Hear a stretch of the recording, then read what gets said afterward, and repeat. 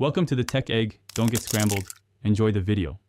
You'll begin by confirming the hub is online and updated, because changing Wi-Fi requires the latest firmware. Open the Google Home app on your phone, sign into the same account used by the hub, and select the device. Once done, tap the settings cog and find Network or Wi-Fi settings. Make sure you have the new SSID and password written down. This saves time. Now choose the option to modify or reconnect Wi-Fi so you can proceed to the next step. You'll now execute the change by selecting Change or Reconnect Wi-Fi within the device settings.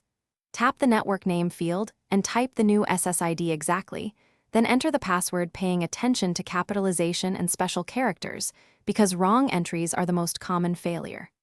After you submit credentials, the hub will attempt to join.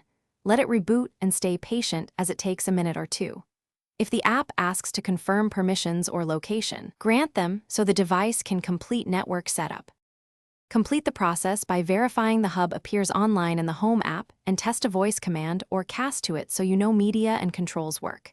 If connection fails, power cycle the hub and your router, wait 30 seconds, then try reconnecting.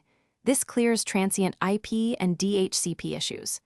Make sure the router's band and security settings allow the hub, some hubs prefer 4 GHz, and MAC filtering or enterprise WPA modes can block it. If problems persist, Thanks for watching. Consider subscribing if I helped unscramble your problems.